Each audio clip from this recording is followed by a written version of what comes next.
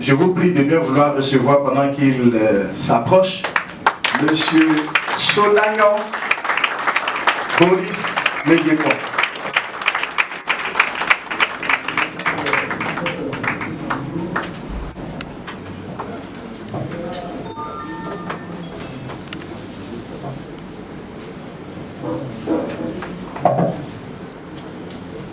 Merci beaucoup, maître de cérémonie. Mesdames, Mesdemoiselles et Messieurs, à vos rangs, grades et qualités, tout protocole respecté. Nous sommes là pour présenter la communauté, cette communauté qui nous réunit ce matin dans le cadre de l'investiture du président national du Full Gospel Côte d'Ivoire. La communauté internationale des hommes d'affaires du plein évangile, Full Gospel Businessmen's Fellowship International, a été fondée en octobre 1951 à Los Angeles, aux États-Unis, par Demos Shakarian et son épouse Rose, un Américain d'origine arménienne. L'expression plein évangile dans l'appellation de l'association est au centre de la vision de l'organisation. La première conférence a eu lieu avec 200 hommes d'affaires et l'animation a été faite par un éminent orateur du nom de Oral Roberts, qui fut pour la communauté un partenaire très important.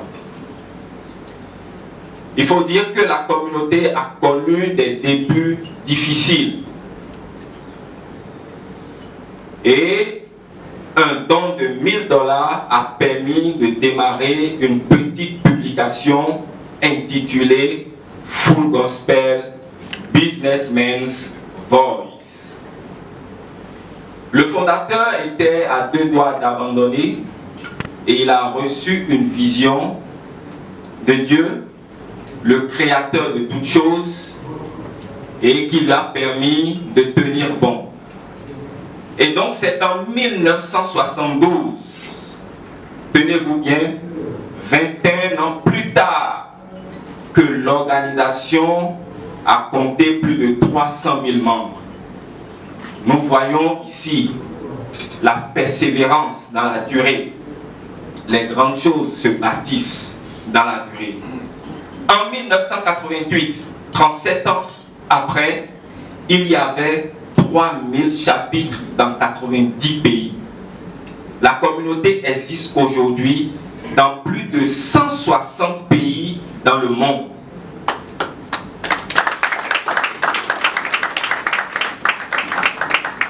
Le siège international est à Irvine, en Californie, aux États-Unis. Après la mort de Demos Shakarian, le président fondateur, en 1993, son fils Richard Shakarian a assumé la direction de l'organisation. En 2018, l'ingénieur Mario Garcia Olvera présida l'organisation jusqu'en 2022, où il a obtenu la promotion céleste. En 2023, la communauté a un nouveau président international du nom de Francis Owusu, de la nationalité ghanéenne.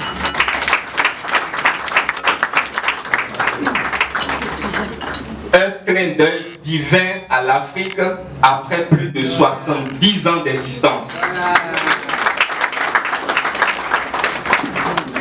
Le plus grand réseau d'hommes d'affaires dans le monde. La communauté a vu le jour en Côte d'Ivoire en 1986. Cela fait 37 ans aujourd'hui. La communauté n'est pas une église, ni une secte, ni la branche d'une église. Alors, qui sommes-nous? Sommes-nous en mesure de nous demander Le Full Gospel, c'est une association d'hommes d'affaires engagés dans la vie professionnelle, ayant en commun l'expérience de la rencontre personnelle avec le Dieu véritable. Et notre âme, c'est le témoignage. Nous nous réunissons en présentiel dans des lieux neutres, hôtels, restaurants, salles de conférence, et en virtuel par visioconférence Zoom, aussi sur les réseaux sociaux WhatsApp, Facebook et YouTube, pour témoigner de l'action concrète de Dieu dans nos vies professionnelles, nos vies familiales et aussi nos vies relationnelles, et amener d'autres personnes, comme la plupart de nos invités ici présents, à rentrer dans ce même engagement de vie.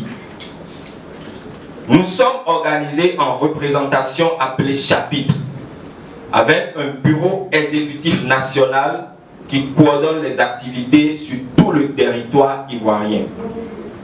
Et c'est donc ce bureau national qui vous reçoit ce matin à l'investiture du président national du Full Gospel Côte d'Ivoire.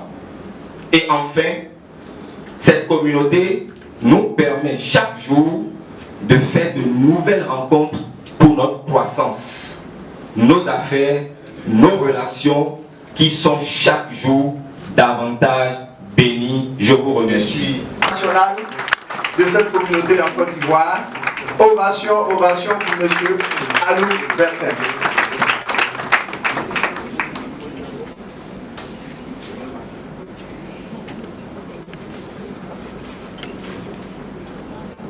Honorable à la table de séance, à vos rangs et grades, je vous salue. Chers invités, chers membres, je voudrais passer outre le protocole pour gagner en temps. Mon témoignage, si je devais le rapporter, pourrait prendre 45 minutes. Mais le comité d'organisation m'a demandé de le raccourcir en 5 minutes. Vous comprenez que vous êtes compatissant de ma situation. Donc je vais reprendre ma présentation parce qu'elle entre bien évidemment dans le témoignage. Je suis Bertin Alou. Je suis issu d'une formation d'ingénieur informaticien et j'ai eu comme première fonction à l'intérieur du pays, c'est à Guiglo, 516 km d'Abidjan.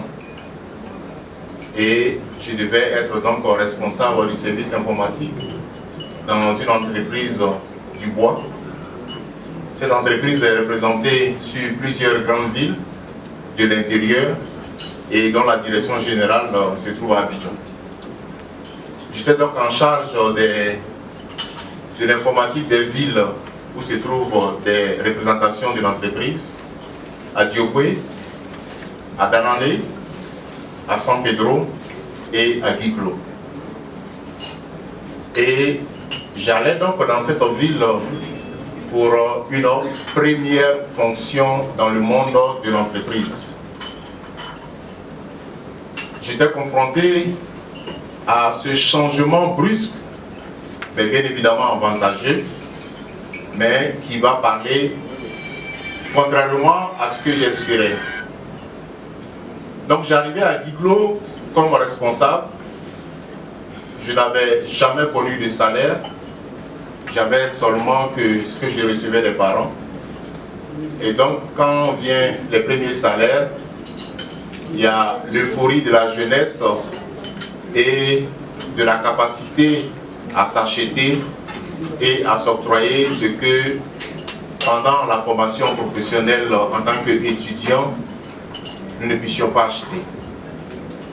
Malheureusement, j'ai été happé dans cet élan-là par la séduction que ma jeunesse pouvait m'offrir.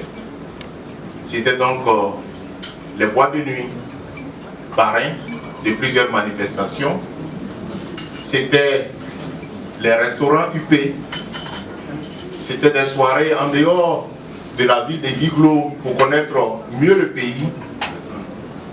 Et c'était malheureusement les situations à connaître plusieurs compagnies. Cette situation va perdurer jusqu'à ce que nous traversions la situation de crise en 2009 et l'entreprise va décider donc de se séparer des salaires les plus importants au profit des collaborateurs ayant des salaires moindres. Et je vais être confronté donc au manque de moyens financiers. Je vais m'attacher à quelques petits métiers, à quelques petites prestations pour essayer de survivre. Mais le standing de celui qui avait les moyens et le standing de celui qui n'a plus les moyens, cela va créer bien évidemment un stress. Et cela va m'amener donc à m'interroger sur ma vie. Pendant cette situation difficile, je vais la vivre aussi dans ma relation de famille. Mésentente, incompréhension, au point même que je vais prendre la lourde décision à mon corps défendant de tout reprendre à zéro. C'est-à-dire tout vendre pour ce que j'avais pu acquérir lorsque je travaillais et de me refaire une nouvelle identité. Dans ma tête, c'était donc un divorce qui ne pouvait pas être consommé, mais c'était une séparation de fait parce que je quittais en abandonnant tout ce qui pouvait exister pour me retrouver dans une autre ville ou peut-être même dans un autre pays. C'est là que je vais faire la rencontre de certaines personnes dont je m'étonnais de leur attitude. Pendant que je m'inquiétais de mon sort, croyant que cela pouvait se généraliser dans la vie des autres, eux, je les voyais heureux. Ils se mettaient 2 à 2 ou par moment à 3 et ils riaient, ils manifestaient le témoignage d'échanges qu'ils avaient eu avec une communauté. Et j'ai été amené à m'approcher d'eux pour me renseigner et leur demander qu'est-ce qui vous rend si heureux à chaque fois que nous nous rencontrons dans des manifestations.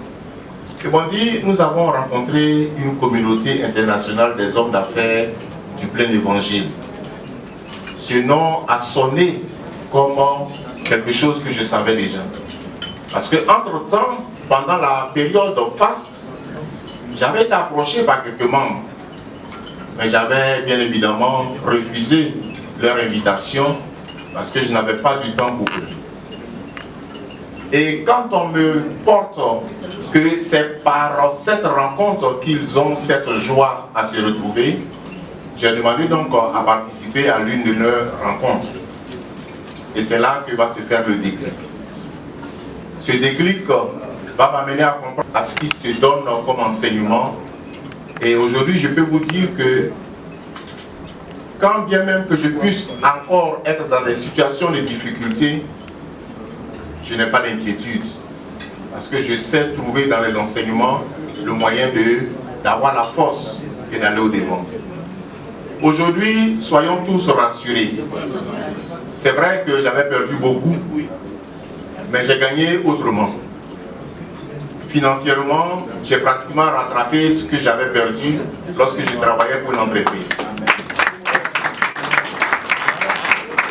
Parce qu'en m'attachant à la communauté, il y a eu une ouverture d'esprit. Il y a eu un brisement en moi-même pour savoir qu'on n'est pas toujours obligé de travailler pour le compte d'une entreprise pour réussir. Je vais mettre donc sur pied un cabinet de service en mettant bien évidemment les compétences apprises, aussi bien dans la formation académique, mais aussi par les situations dans lesquelles j'ai été confronté en faisant ces petites prestations. Je vais ouvrir dans ce cabinet à l'activité de l'informatique, mais je vais aussi l'ouvrir à d'autres activités telles que l'agriculture, puisque nous sommes en zone forestière, et bien évidemment l'immobilier. C'est donc ces 3 domaines d'activité qui vont me permettre d'atteindre le niveau d'excellence que j'utilisais pour un mauvais témoignage. Cette fois-ci, j'ai compris que dans l'erreur, il faut savoir se donner conseil. Et je vais utiliser donc les moyens qui sont à ma disposition pour réellement grandir. Grandir en m'attachant à une vie spirituelle acquise au sein de cette association, mais grandir en m'attachant aussi aux témoignages entendus lorsque nous nous retrouvions dans ce genre de situation, telles que nos rencontres ouvertes au public. La communauté Full Gospel va m'aider dans un double sens. Et je termine par là. J'entrais pour observer, pour découvrir, mais un être supérieur avait un plan bien meilleur que celui que moi j'avais. Parce que je ne connaissais pas les aboutissements de cette association. Donc pour moi, c'était de découvrir. Et découvrir devait faire de moi donc un membre que nous appelons dans notre jargon, un membre qui n'est pas un membre à vie. C'est-à-dire un membre qui vient savoir en quoi est-ce qu'il peut cheminer pendant un certain temps, et s'il trouve qu'il n'a pas les réponses qu'il souhaite, alors il peut se séparer de l'association. J'arrive à l'investiture, pas à l'investiture, voilà, parce que c'est la toute première.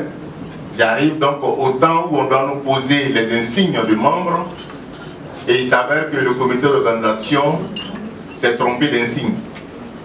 Ils sont venus, non pas avec l'insigne de membre simple, mais ils sont venus avec l'insigne de membre à vie. Et on me souffle qu'ils se sont trompés. Mais comme tu es déjà sur la liste, on ne peut pas arrêter la manifestation parce qu'on s'est trompé. En plus, c'est à huis clos. Le temps de revenir sur Abidjan pour te ramener quelque chose en échange, ça risque de prendre du temps. Donc on va t'apposer l'insigne à vie et après on va changer. Et dit ok, il n'y a pas de problème.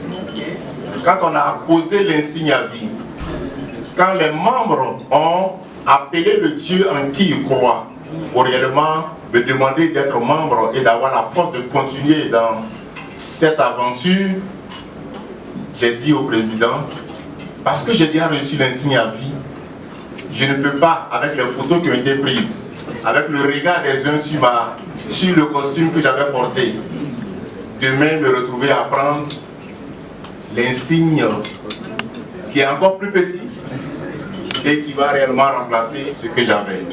Donc je préfère garder l'insigne à vie. Bien évidemment, cela demandait un coût supérieur, mais le comité a partagé avec moi la douleur de la facture en me demandant de payer 50%. C'est comme ça que je suis devenu donc un membre à vie et je suis bien heureux. Dans des structures internationales, des organismes, je pense que c'est bien le PNUD. Voilà. Il a bossé au PNUD et il a fait une bonne carrière florissante pour un jeune cadre dynamique jusqu'à ce que ses plans soient bouleversés. Il avait ses plans, mais celui qui l'a appelé avait d'autres plans pour lui.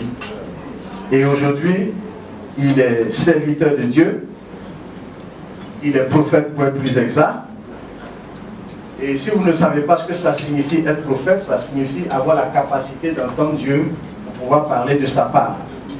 Et je veux croire que tout à l'heure, même si c'est une histoire qu'il raconte, vous entendrez Dieu vous parler par cette histoire qu'il racontera. Je ne sais pas ce qu'il va aborder, mais une chose est certaine. Il parlera des choses qui vous concernent et votre cœur sera soulagé, apaisé. Dieu vous fera du bien au travers de son message. Mesdames et messieurs, j'aimerais qu'en ce instant précis, nous puissions recevoir celui qui a la lourde charge de nous apporter le message du jour, avant que nous ne passions aux actes d'investiture.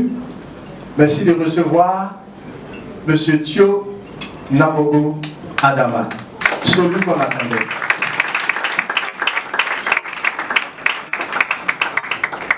Que Dieu nous bénisse tous. Amen. Que sa grâce et sa faveur soient sur nous. Amen. Je voudrais qu'on puisse se bénir de s'il vous plaît, nous allons prier ensemble.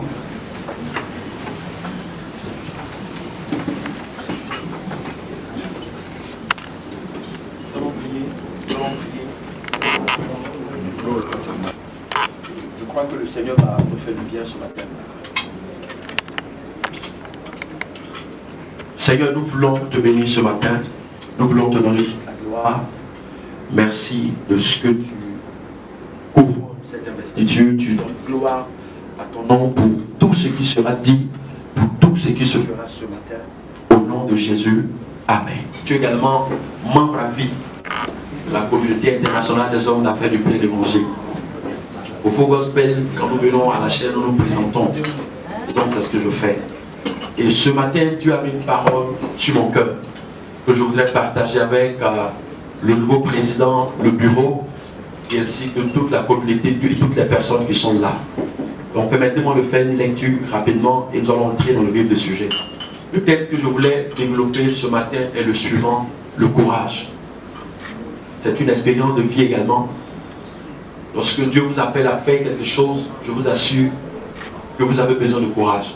Vous avez besoin d'être fort, vous avez besoin d'être courageux. Est-ce que les gens de Faux Gospel sont là ce matin? Amen. Est-ce qu'on peut s'acclamer? Josué le chapitre 1, le verset 1 à 7. Après la mort de Moïse, serviteur de l'Éternel, l'Éternel dit à Josué, fils de Nun, serviteur de Moïse. Verset 2, Moïse, mon serviteur, est mort. Maintenant, lève-toi, passe ce Jourdain, toi et tout le peuple, pour entrer dans le pays que je donne aux enfants d'Israël. Tout lieu que foulera la plante de votre pied, je vous le donne comme je l'ai dit à Moïse. Vous aurez pour territoire depuis le désert et le Liban jusqu'au grand fleuve, le fleuve de l'Euphrate, tout le pays des Hétiens, jusqu'à la grande mer vers le soleil couchant. Nul ne tiendra devant toi tant que tu vivras. Je serai avec toi comme j'ai été avec Moïse. Je ne te délaisserai point et je ne t'abandonnerai point. Verset 6. Fortifie-toi et prends courage, car c'est toi qui mettras ce peuple en possession du pays que j'ai juré à leur père de leur donner. Verset 7. Fortifie-toi seulement et aie bon courage en agissant fidèlement selon toute la loi que Moïse, mon serviteur, t'a prescrite. Ne t'en détourne ni à droite ni à gauche, afin de réussir dans tout ce que tu entreprends. Avant tout propos, je voudrais véritablement bénir le Seigneur pour la vie du président sortant, M. Abia Lucien. On peut acclamer le Seigneur. Vous savez, si la communauté est ce qu'elle est aujourd'hui, c'est parce qu'il y avait quelqu'un qui tenait les rênes. Et sous son mandat, j'étais le conseiller spirituel du président. Donc j'ai vu ses combats, j'ai vu ses luttes, j'ai vu ses pleurs, j'ai vu son acharnement à maintenir cette communauté-là. Est-ce qu'on peut se tenir levé, s'il vous plaît, et acclamer le Seigneur pour la vie de ce homme? Est-ce qu'on peut le faire, s'il vous plaît? Vous savez, souvent, on a pu féliciter ou honorer les personnes qui ne sont plus là. C'est bon d'apprendre à reconnaître le travail qui est fait, à bénir Dieu pour le travail qui a été fait. Président, que Dieu te bénisse abondamment. Que le Dieu qui t'a appelé achève ce qu'il a commencé dans ta vie. Amen. Au nom de Jésus. Amen. Alléluia. Nous connaissons tous plus ou moins cette histoire. Josué. La Bible présente ici Josué comme étant le serviteur de Moïse. La Bible dit Josué, fils de Nun, serviteur de Moïse. Avant qu'il ne soit au service de Dieu, la Bible dit qu'il a été d'abord au service d'un homme. Vous ne pouvez pas servir les hommes si vous n'avez pas appris à servir. Dans les choses spirituelles, tu ne peux jamais reproduire ce que tu n'as pas vu faire. Jamais. Ce que tu n'as pas appris à faire, tu ne peux pas le faire. Ce que tu n'as pas vu quelqu'un faire, tu ne peux pas le faire. C'est ce que Jésus a dit en Jean 5, 19. Il a dit, le Fils ne fait rien de lui-même. Tout ce qu'il fait, c'est parce qu'il a vu le Père faire. Et le président qui sera investi ce matin, il a vu faire. Parce que sous le mandat de M. Abia, il était le vice-président. Il était comme Josué auprès de Moïse. Je l'ai vu parce que j'étais le conseiller. J'ai vu son dévouement, son acharnement, parce qu'il n'est pas habitant.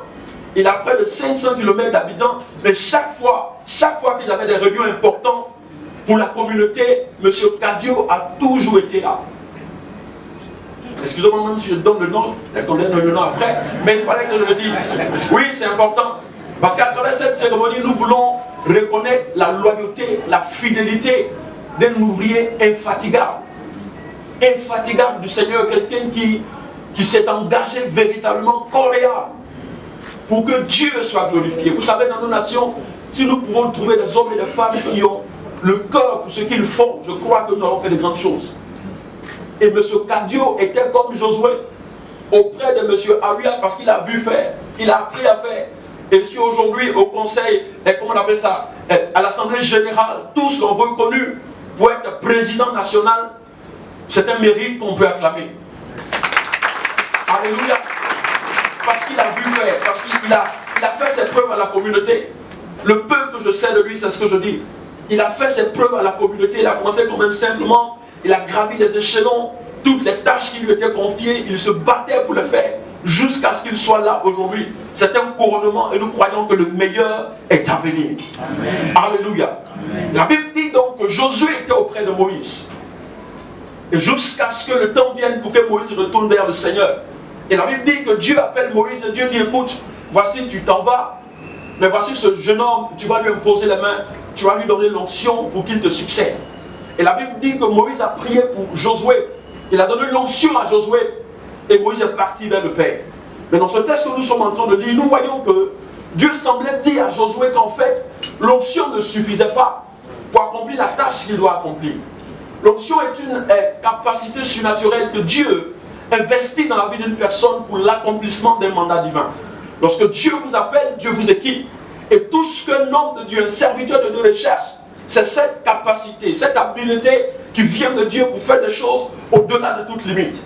Mais dans ce texte que nous sommes en train de lire, Dieu dit à Moïse, plutôt Dieu dit à Josué, fortifie-toi et prends courage. À plusieurs reprises, nous voyons le Seigneur continuer de le dire, fortifie-toi et prends courage, fortifie-toi et prends courage. Parce que Dieu sait que même quand tu as l'onction, l'onction a ses limites. Il y a des choses que l'onction ne fait pas.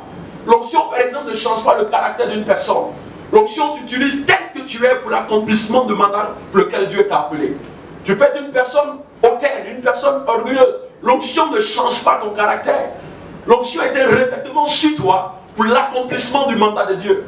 Alors, si tu penses que parce que tu as l'onction, tu n'as pas besoin, par exemple, de travailler ton caractère ou travailler ta façon de faire, tu finiras même par détruire par tes mains ce que Dieu est en train de faire. Alors, Dieu insiste là-dessus.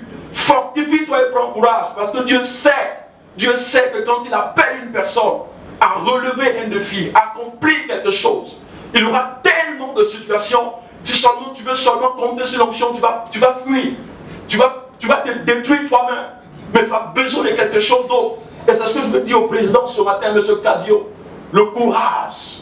Il dit, Josué, tu auras besoin de courage, tu auras besoin de courage. Des personnes avec l'onction, elles ont fini par échouer parce qu'elles ont négligé certaines vertus, certaines qualités de Dieu qui ne sont pas là aujourd'hui. Tout le monde veut aller au sommet rapidement en prenant les escaliers 5-5, je peux le dire ici, 10-10. Une des choses que j'ai découvertes avec Dieu, c'est qu'il n'y a pas de hasard. Avec Dieu, on ne se lève pas un matin et puis on a réussi, c'est faux. C'est seulement dans les films, dans les dessins animés qu'on voit ces choses. Avec Dieu, c'est un parcours, c'est un cheminement dans lequel à chaque étape, Dieu prend le soin de te préparer, de te façonner, de te modeler, afin que tu aies la forme qu'il veut que tu aies pour les défis auxquels il t'a appelé à faire. Si vous ne passez pas par ce processus, votre vie sera un échec. Et nous avons vu M. Cadio franchir ces étapes. Nous l'avons vu étape par étape. Je parle au nom du président également. Nous l'avons vu. Nous avons vu ce qu'il a fait. Nous avons vu comment est-ce qu'il se débattait. Et ce matin, nous voulons encore l'encourager pour les défis à venir. Le courage. Le courage se définit comme étant la force morale, le fait d'agir malgré les difficultés, l'énergie dans l'action, être capable d'observer les difficultés et d'aller au-delà. J'ai rencontré des personnes talentueuses parce qu'avant d'être pasteur, j'étais également consultant. J'ai rencontré des chefs d'entreprise, des personnes qui avaient des idées extraordinaires, mais qui à chaque fois lorsqu'elles étaient confrontées à des difficultés, à des défis, elles jetaient l'éponge. Et leur vie était comme une symphonie inachevée. Des personnes qui chaque fois qu'elles rencontrent des problèmes, tout de suite elles pensent que Dieu les a abandonnés. Dieu m'a oublié, Dieu m'a abandonné. Non monsieur, non madame, c'est le chemin par excellence. Ceux qui veulent emprunter des voies sur lesquelles il n'y a pas d'obstacle, c'est ceux qui se retrouvent de l'autre côté. Pour ne pas citer des noms. Là-bas, on te propose des choses à une vitesse éclair. Et voilà. Vous comprenez? Mais avec Dieu, c'est un parcours. Avec Dieu, c'est un parcours. En même temps qu'il te fraye le chemin, en même temps, il te prépare à emprunter le chemin. Dieu ne te mène pas sur un chemin sans t'avoir préparé au préalable. Dieu ne te donnera pas quelque chose que tu ne peux pas porter. Quand Dieu mène charge sur ta tête, sur ta vie, c'est parce qu'il t'a préparé préalablement pour le faire. Et donc Dieu insistait, et Dieu disait à Josué, tu auras besoin de courage. Nous connaissons l'histoire de David. David était un homme formidable. En 1 Samuel chapitre 30, la Bible dit que cet homme, il avait des personnes qui étaient avec lui avant même qu'il ne monte sur le trône. La Bible dit qu'un jour, ces hommes et lui sont allés, ils ont fait une excursion. Et lorsqu'ils sont revenus, ils ont constaté que les Philistins sont venus. Ils ont pillé le camp, ils ont tout détruit. Et David, qui était le chef, qui était le leader, là qu'il pleurait avec son peuple même s'est retourné contre lui. La Bible dit, ils ont parlé de le lapider parce qu'ils avaient perdu leurs femmes, leurs enfants et leurs biens. Ils étaient allés tous ensemble pour la bataille. Lorsqu'ils sont revenus, tout le peuple parlait de le lapider comme si c'est David qui était l'auteur de cette chose-là. Comme si c'était David qui était l'auteur de cette pète qu'ils avaient vue. Pourquoi? Parce qu'il était le leader. Monsieur Cadio, en tant que leader de la communauté des hommes d'affaires du plein évangile, tu seras confronté à la déception. Un temps viendra où même ceux qui sont avec toi voudront te lapider. Mais la Bible dit que David reprit courage en s'appuyant sur l'Éternel, son Dieu. Tu auras besoin de courage, monsieur le président. Homme d'affaires, membre du bureau, vous aurez besoin de courage. Lorsque les choses ne se dérouleront pas comme ça doit se faire, vous aurez besoin de courage. L'onction ne suffira pas. Le parler en langue ne suffira pas. Mais tu auras besoin de courage. Tu auras besoin d'être fort parce que ce que les leaders rencontrent, bien aimé, la déception, des trahisons, des choses que vous ne pouvez pas imaginer. On n'est pas le leader qui veut, c'est quelqu'un que Dieu prépare. Mais je vous dis la vérité, si vous n'êtes pas courageux, vous allez voir les rêves de Dieu pour vous de loin. Vous allez les saluer de loin et vous allez prendre des raccourcis. C'est pour cela que plusieurs prennent des raccourcis lorsqu'ils sont confrontés à des difficultés, parce qu'ils n'ont pas appris à être courageux. Ils ont appris la vie facile, tout était facile pour eux. Lorsqu'ils découvrent des difficultés, des oppositions, ils abandonnent. La Bible dit, parce que David avait été préparé par Dieu, il reprit courage en s'appuyant sur l'Éternel, son Dieu. Lorsque vous voyez des personnes qui ont réussi, des personnes qui ont la position qu'elles aiment, envier le parcours, envier les semences qu'elles ont utilisées pour être là où elles sont aujourd'hui, envier ce qu'elles ont appris, parce que c'est ce qu'elles ont appris qui ont fait d'elles ce qu'elles sont aujourd'hui. Est-ce que quelqu'un me comprend? Ce que tu as appris, ce que tu as traversé, c'est ce qui justifie la position que tu as obtenue. Cette position est justifiée par ton parcours. Ce n'est pas la position qui détermine ton parcours, c'est ton parcours qui détermine la position que tu as obtenue. Et David était courageux, David était fort. La Bible dit, alors que tous étaient abattus, découragés, David est entré dans le lieu secret, il allait consulter son Dieu. Il est sorti avec une solution divine. La Bible dit, quand ils ont poursuivi l'ennemi, ils ont récupéré ce qui avait été volé. C'est le courage qui détermine si un homme ira loin dans la vie ou non. Lorsque vous voyez des personnes réussir, ceux qui réussissent ont compris la notion de courage. Il faut du courage pour se relever après des chutes. Il faut du courage pour remonter la pente quand tous les indicateurs sont au rouge. Il faut du courage pour s'asseoir et dire, écoutez, ce n'est pas encore fini pour moi. Je peux encore devenir la meilleure version de moi-même. Regarde ta vie est l'expression de tout ce que tu n'as pas pu faire quand tu étais confronté à des défis. Tu as passé tout ton temps à abandonner, à remettre à demain. Et aujourd'hui, tu es au même niveau et tu en veux à Dieu. Écoute-moi bien. Dieu n'est pas responsable de nos échecs, de nos déboires. Nous n'avons pas fait ce qu'il fallait. Dieu te donne l'onction et toi, tu as besoin d'être courageux. Tu as besoin d'être fort dans ton esprit. Tu as besoin d'avoir une mentalité d'acier pour aller de l'avant. Vous savez, j'ai lu l'histoire de ce géant chinois, Jack Ma, cet homme qui est aujourd'hui une icône, un monument, on peut le dire ainsi. Cet homme a échoué toute sa vie, toute sa vie. Aucune entreprise ne voulait de lui, tellement il était nul, comme on peut le dire. Mais cet homme disait dans son témoignage, il avait quelque chose que les autres n'avaient pas. Il savait rebondir là où les autres s'asseyaient et puis disaient que c'était fini. Aujourd'hui, il s'est frayé un chemin. Il fait partie aujourd'hui des personnes les plus influentes dans le monde parce qu'il était courageux. Il croyait en lui quand personne ne croyait en lui. Monsieur Cadio, vous avez besoin de croire en vous. Il arrivera un temps, les hommes vont douter de vous. Ils vont douter de votre capacité à gérer la communauté. Ils vont douter de votre capacité à prendre des décisions qu'il faut. Mais si vous savez vous appuyer sur l'Éternel, si vous savez être courageux en vous appuyant sur l'Éternel, Dieu vous donnera les idées qu'il faut. Dieu vous donnera la stratégie qu'il faut pour relever le défi de ce temps. Le full gospel est un ministère extraordinaire.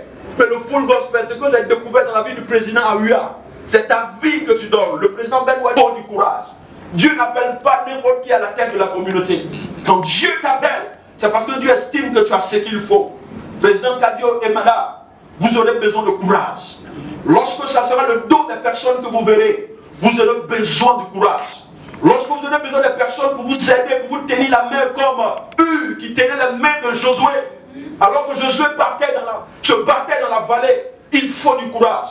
S'il n'y a personne, souviens-toi que c'est Dieu qui t'a appelé. Et ce Dieu-là marchera devant toi. Il te donnera ce qu'il faut. Il amènera à toi les hommes qu'il faut. Dieu doit être premièrement le pilier sur lequel tu dois compter.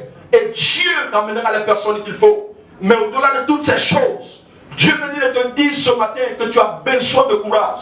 C'est vrai que tu as l'onction, tu as tout ce qu'il faut. Mais tu as besoin de cette vertu de Dieu. Le courage. C'est ce qui fait la différence aujourd'hui entre ceux qui avancent et ceux qui n'avancent pas. À vous qui m'écoutez ce matin, je crois que ce n'est pas le fait du hasard si vous êtes là. Vous avez besoin de courage. Ne laissez pas la vie vous dicter votre vie. C'est vous qui devez imposer votre rythme à la vie. C'est vous qui devez choisir ce que vous voulez devenir. Et Dieu qui vous a appelé, Dieu vous aidera à aller de l'avant. N'apprenez pas à abandonner tout de suite quand les difficultés se présentent à vous. Soyez animés d'une autre pensée. Là où les hommes voient des incapacités, voyez les possibilités. Là où on pense que ce n'est pas possible, écoute-moi bien, c'est possible parce que c'est comme ça que les affaires se définissent. Bien aimé, un homme d'affaires, c'est quelqu'un qui est capable de détecter un besoin dans une communauté qui n'est même pas encore manifesté et révélé. C'est ce qui fait la différence entre les hommes d'affaires. Quelqu'un vient dans une communauté, il détecte un besoin qui n'est pas encore manifesté à l'instant T, mais quand il fait une projection dans 1 an, dans 2 ans, il sait que le besoin se manifeste là et il vient. Il a une longueur d'avance sur les autres. Ne laissez pas le monde vous dicter les choses. Imposez votre rythme à ce monde. Et la grâce et la faveur de Dieu sera avec vous dans cette saison au nom de Jésus-Christ. Amen. Mais comme je vous l'annonçais, je vous disais que nous sommes au plateau. Nous sommes reçus par une personnalité qui a trouvé le temps et l'énergie de faire le déplacement par amour pour nous. Et elle est ici pour représenter le maire de la commune du Plateau. Nous allons donc permettre à Madame la représentante de Monsieur le maire de la commune du Plateau de bien vouloir nous dire un mot. Les ovations sont finies, s'il vous plaît. On peut faire mieux. Merci, merci. Avant de commencer, je voudrais rendre grâce à Dieu pour ce qu'il a fait pour moi ce matin.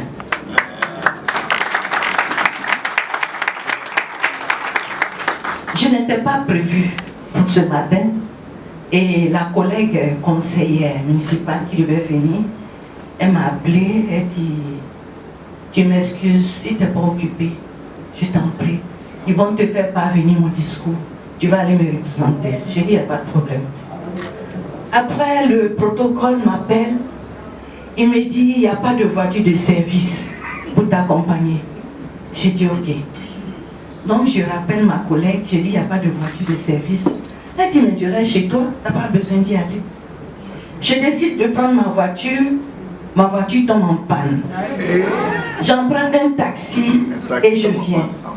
Et dans le taxi, je me rends compte que j'ai oublié mes lunettes.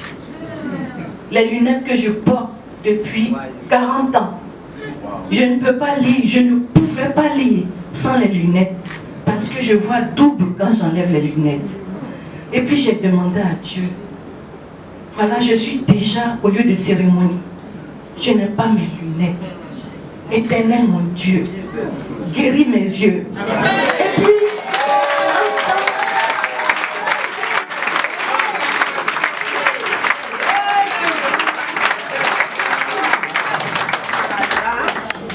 Et puis, bien avant, j'avais rencontré mon médecin, Dr Sayoud. Il m'a dit que j'ai un début de cataracte et de glaucome. Il faut que je me fasse opérer rapidement. J'ai dit, docteur Sayoun, moi je n'ai pas de glaucome ni de cataracte. J'ai dit, je suis à la retraite. Je n'ai pas l'argent, puis maintenant je vais avoir tout ça. Dieu ne va pas permettre. Mais je disais tout cela, ça ne venait pas du fond de mon cœur. Et puis j'arrive ici, je prends le discours, je ne vois plus double.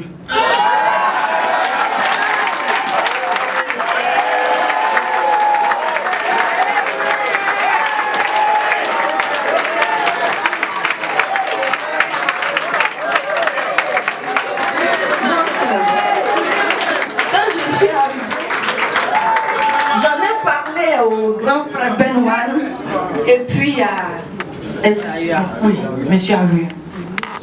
Et puis ils ont commencé à prier pour moi. Ils ont prié pour moi. Seigneur, faut m'aider. Et voilà, je vois les lignes, c'est pas écrit en gros caractère. Ce que Dieu a fait pour moi, je ne sais pas tout raconter.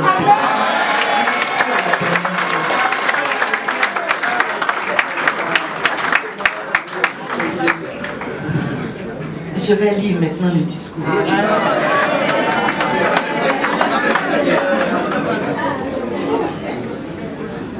Merci. Excusez-moi les gars.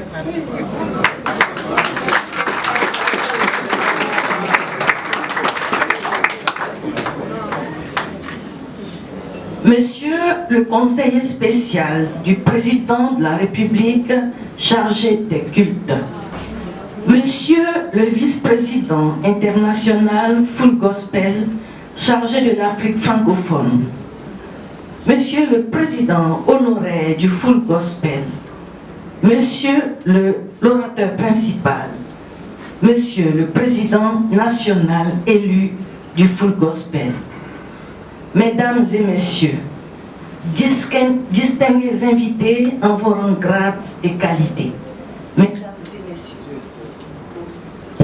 c'est un privilège, un honneur et un grand plaisir pour moi de prendre la parole devant vous ce matin au cours de cette auguste cérémonie qui verra l'investiture du président national de la communauté internationale des hommes d'affaires du plein évangile, section Côte d'Ivoire. Je voudrais, dès l'entame de mon propos, vous transmettre les profondes excuses du député maire de la commune du Plateau, l'honorable Ewo Jacques Gabriel, qui n'a pu répondre à votre invitation faute de contraintes de dernière minute. Il vous remercie pour l'honneur que vous faites à travers cette invitation qui traduit toute votre sympathie à son égard. Toutefois, il me charge de vous assurer de son entière coopération et de son indéfectible soutien à votre égard. Distingués invités, mesdames et messieurs, permettez-moi de relever et de saluer avec déférence votre présence distinguée, saluer votre qualité et vos grades respectifs qui sont vos charges.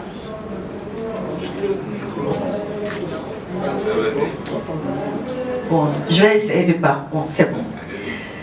Et vos grades respectifs qui sont, malgré vos charges, à l'image du concours résolu de votre croyance et votre volonté de vous réunir en association de laïcs chrétiens venant de tous les secteurs d'activité et appartenant à toutes les classes socio-professionnelles et aussi des chrétiens appartenant à différentes églises.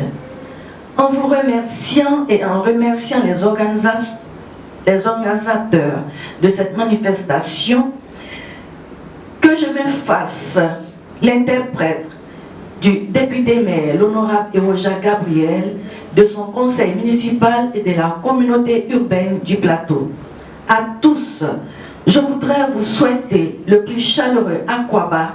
Sachez que la cité d'affaires, la Smart City, vous accueille avec un réel enthousiasme lié à l'intérêt que nous portons à cette cérémonie d'investiture. Comme pouvait le dire un contemporain, seul on va plus vite, ensemble. En effet, les initiatives entrepreneuriales respectant les valeurs chrétiennes sont encouragées et à valoriser, car le but des enfants de Dieu, c'est d'impacter la société à travers les normes chrétiennes.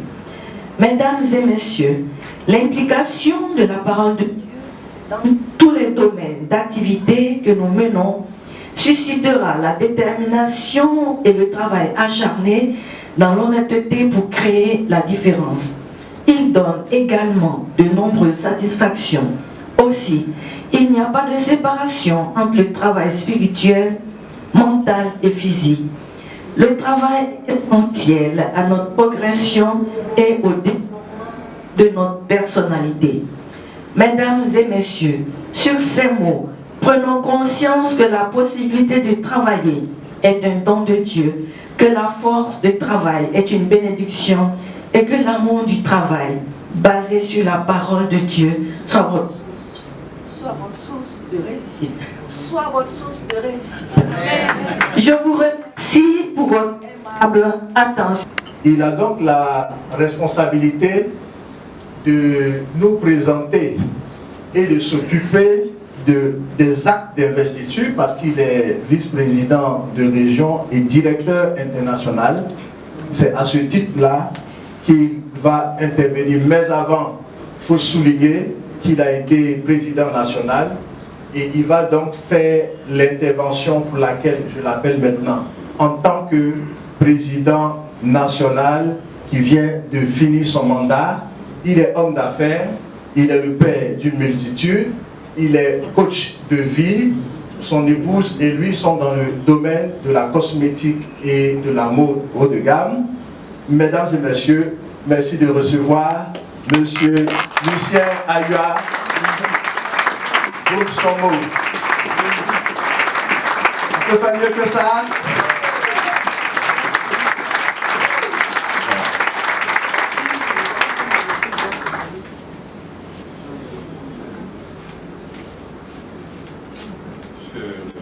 Conseiller du président de la République chargé des cultes et des affaires sociales. Madame la représentante maire du Plateau. Et cher aîné, Benoît Georges, conseiller, quelqu'un m'a dit, mais il m'a dit lui-même, est-ce que je suis ton conseiller? Il m'a dit, fais ce que je viens à faire. Il a dit à Jean-Baptiste, fais ce que tu dois faire pour que la loi s'accomplisse. Je voudrais vraiment vous renouveler nos salutations encore. Merci infiniment pour votre présence. Et je voudrais saluer mon collègue, président de l'association, qui est aussi un homme très courageux, le président Aouni, de IPCI Côte d'Ivoire. Merci beaucoup d'avoir été là. Ce matin, j'ai reçu un message de la part du président de la Fédération des Églises évangéliques, le président Boyon, qui est très occupé en ce moment avec les obsèques de l'épouse du directeur de Fréquence Vie. J'avoue que si nous avions l'opportunité, nous aurions reporté cet événement parce qu'il est membre à vie. M. Dieudonné Combé, qui est directeur de Fréquence de Vie, est membre à vie de la communauté. Donc il fait partie des nôtres et il vient de perdre son épouse. C'est aujourd'hui qu'il aura vu l'enterrement. Et nous devrons être à côté de lui. Et beaucoup de leaders spirituels encore là aujourd'hui sont avec lui. J'ai été tout à fait d'accord avec eux qui choisissent d'être avec un Ngoubi et que nous venions recevoir ceux qui ne pouvaient pas être là-bas et pour que la marche continue ici au Full Gospel. C'est pourquoi vous allez voir qu'il y a beaucoup d'absents au niveau des leaders spirituels. Ils se sont tous excusés et nous sommes d'accord avec eux. Ceci dit, je ne sais pas, j'aurais bien voulu saluer individuellement parce que les visages que je vois me rappellent des noms souvenirs. Je peux parler de M. Amoko qui me regarde dans les yeux. Je vais regarder maman Benoît qui est juste là en train de me regarder comme son fils encore. Son fils a vieilli un peu maintenant. Et puis que dire de cette nouvelle génération Maman Badio, Madame Kloubali, je ne sais pas. Il y a tellement de personnes qui viennent des Iglo. Je vois monsieur et madame Louboué, monsieur Akar. Je peux reconnaître beaucoup de personnes. Mon conseiller de tout le temps, le président Taki Paul, infatigable, animé de courage, je vais vraiment prendre le nord.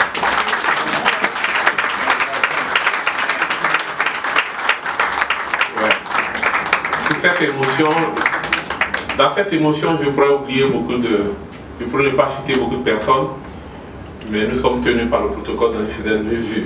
Je salue Boaké, je salue Bonois, je salue Diglo, je salue Affini, qui a connu une délégation de 4 personnes à le pasteur Kiva. Hein. Il y a mon frère Misongo, que j'ai rencontré pour la première fois à Kinshasa, et qui a été mon premier interprète international.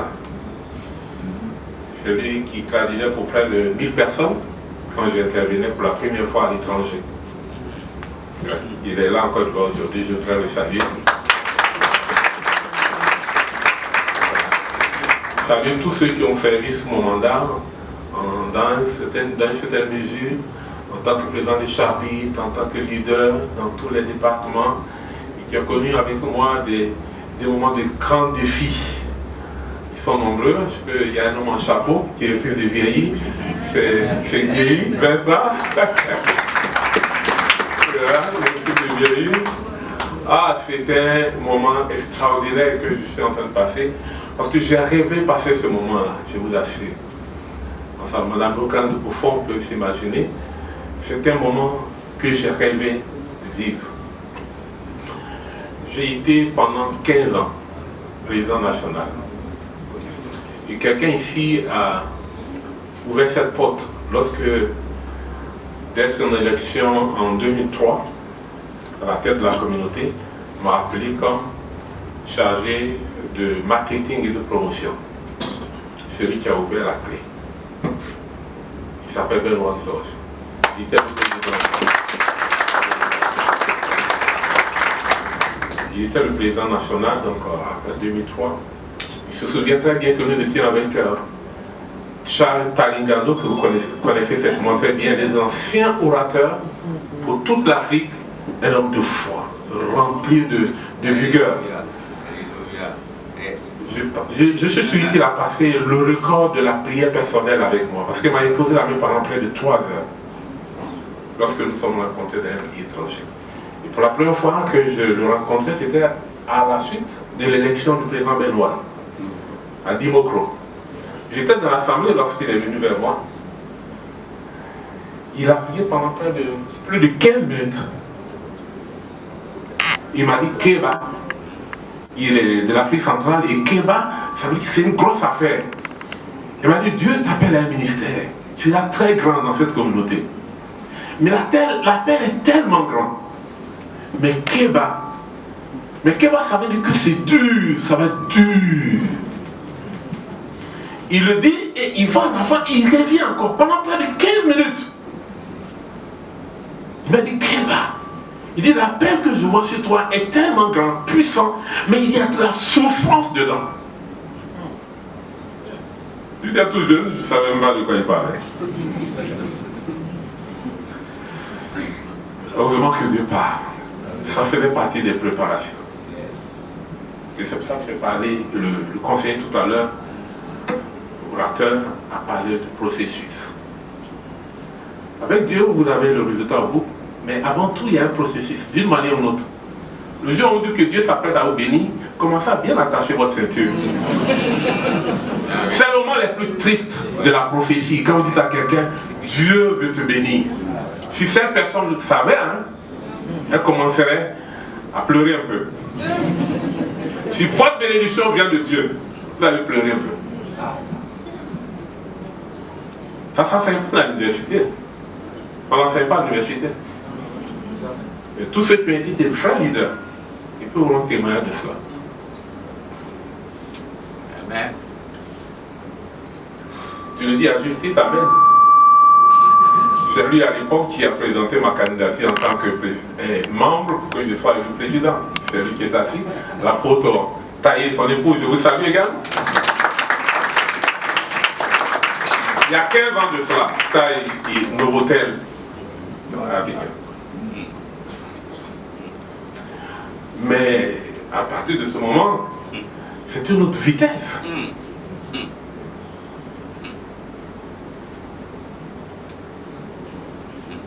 Mais détournons les bonnes choses.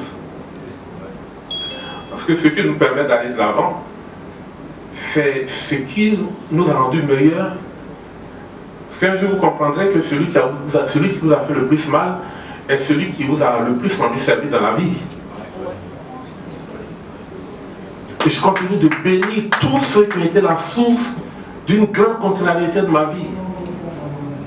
Sans eux, ce stress de courage, je ne l'aurais jamais expérimenté. C'est eux qui, bien que j'ai eu le courage, mais c'est en réaction de quelque chose qui se passait que j'ai réagi. Mesdames et messieurs, je vous parle en tant que président national de la Côte d'Ivoire. Mais quand je suis devenu président de la Côte d'Ivoire, Dieu ne m'a pas traité tout de suite comme président national. Il avait juste besoin que je sois président national pour commencer à opérer quelque chose dans ma vie. Dès que je suis devenu un président national, tout naïf, c'est à peine si j'avais parlé. Des gens qui croyaient vraiment en ce que je portais, il n'y en avait pas beaucoup. Et ceux qui croyaient à l'appel que j'avais reçu n'étaient pas forts. Vous voyez? Moi-même j'étais faible et ceux qui croyaient à l'appel que je portais n'étaient pas forts non plus. C'est un peu qu'on dit David il a un groupe de vagabonds qui le soutient. Vous savez bien cette histoire. Le grand roi David, c'est des petits voyous de bandits qui étaient ses amis au commencement. Donc on le taxait de quelqu'un qui n'était pas important, avant qu'il soit David et le grand roi. C'est mon histoire. Mais Dieu m'a fait quelque chose de si intéressant. Dès que je suis devenu président national, 1 an plus tard, pour la première fois en Afrique noire francophone de l'Ouest, les portes du Conseil d'administration international vont s'ouvrir. Je suis nommé de façon exceptionnelle comme directeur international au Conseil, donc devenant donc membre du Conseil d'administration mondial pour la première fois. On ne saura jamais qui l'a fait. Quand j'ai été aux États-Unis à Miami pour occuper le premier poste, le président mondial, l'Afrique francophone de l'Ouest est une voix à l'international. Il y a peut-être des amis anglophones ici, Bill. Are you there? Ok, welcome. Il y a des frères de la communauté qui viennent du Nigeria. Et donc, et nous étions pendant près de 60 ans dirigés que par des anglophones. Et nous n'existions pratiquement pas. On n'a aucune sensibilité dans une communauté mondiale mosaïque. Et j'ai été le porte-flambeau de ce temps de changement, je dis non. Dans une communauté où il y a plusieurs langues, il y a plusieurs ethnies, il y a plusieurs sensibilités, selon nos tests spirituels, nous aussi nous avons besoin d'une sensibilité. On ne sait jamais là où les décisions se prennent vraiment et la communication n'est pas fluide. Et nos aînés ont souffert de ça.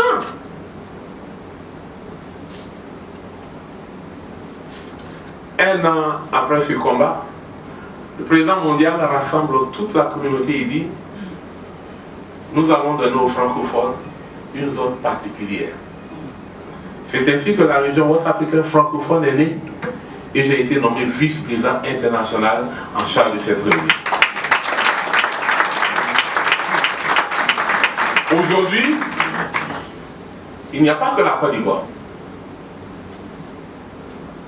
Plusieurs pays de l'Afrique francophone de l'Ouest sont entrés au conseil d'administration mondial.